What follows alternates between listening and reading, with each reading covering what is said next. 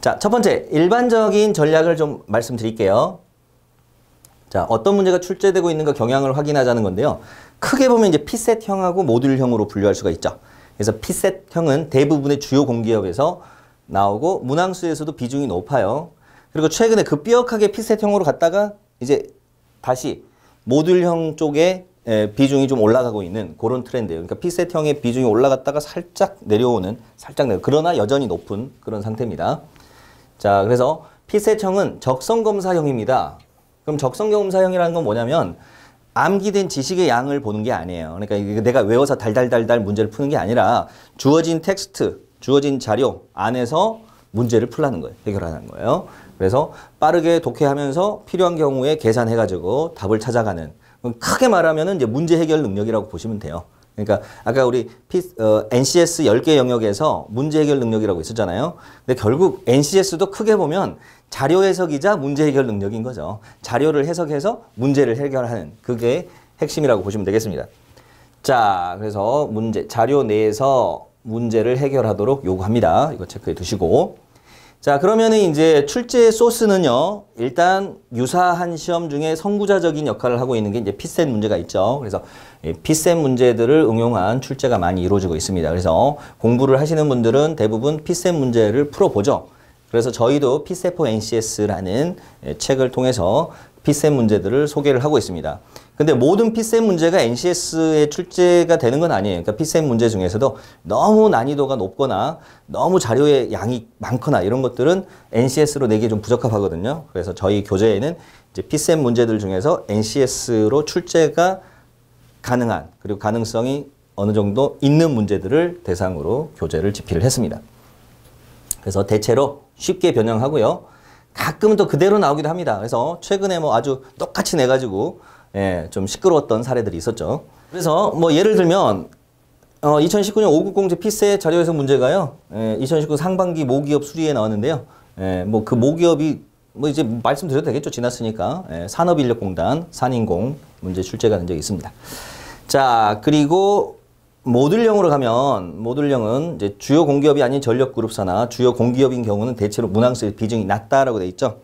자, 그런데 그 최근에 그 서울교통공사 같은 경우에는 모듈형 비중이 높아졌어요. 그러니까 뭐 본인의 지원하는 그 공기업 출제 경향을 꼭 체크를 하시고, 피셋형 쪽이다 그러면 피셋 준비를 많이 하셔야 되고요. 모듈형 쪽이다 그러면 여기 있는 그 산업인력공단의 그 자료가 있어요. 가이드북이 있는데 한 2000페이지 정도 분량이에요. 그래서 그거를 샅샅이 다 볼 필요는 없고요. 중요한 부분 위주로, 이론적인 부분 위주로 쭉 보시고 문제 한번 쭉 풀어보시면 되겠습니다. 그리고 그 많은 양을 위포트가 해냈어요. 핵심 워크북으로 줄여놨어요. 그래서 요거는 확실하게 정리를 하시면 됩니다.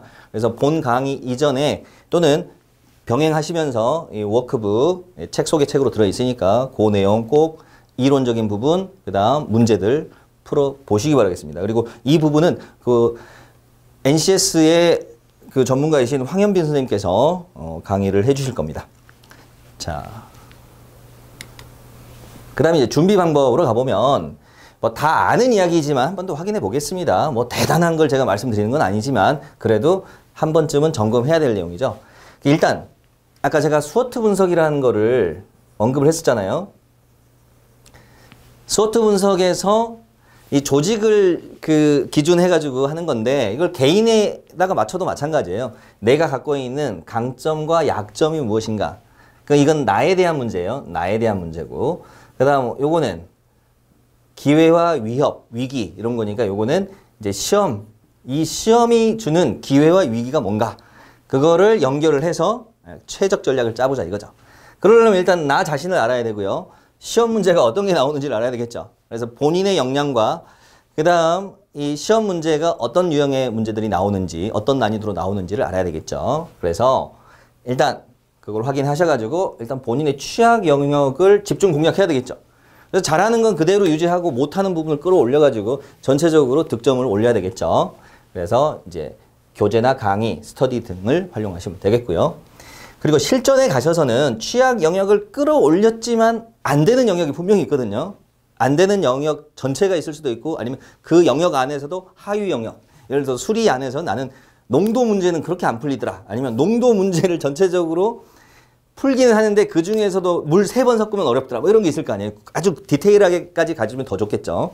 그래서 그런 전략을 세우시고 그러면 실전에서 이건 버리자. 다른 문제에 집중하자. 이런 식으로 블랙리스트를 만드는 거예요. 내가 열심히 준비했으나 극복이 안 되는 것들은 그건 버리셔야 되는 겁니다. 그러니까 내가 풀 수는 있더라도 이거는 시간 싸움이니까 뭐 자존심 내세울 필요가 없어요. 내가 이 문제를 못 풀 것 같아. 그래서 내가 풀 거야. 이거 아니에요. 내가 이거를 1분에서 2분 사이에 풀 수 있느냐 없느냐를 빨리 생각하고 가급적이면 1분에서 끊어가야 된다고 생각하시고 판단하셔야 됩니다. 그러니까 내가 5분, 10분 주면 당연히 풀 수 있는 문제죠. 그렇지만 시간이 많이 걸리는 건 버리셔야 돼요. 그래서 풀이 시간을 줄이는 방법을 생각하시면서 가야 되겠죠. 그래서 잘 풀 수 있는 문제를 우선 하시고 풀이 시간을 줄이는 방법. 그래서 계산 속도를 향상하는 팁이라든지 계산 없이 푸는 팁들을 제가 수업 시간에 계속 알려드리겠습니다.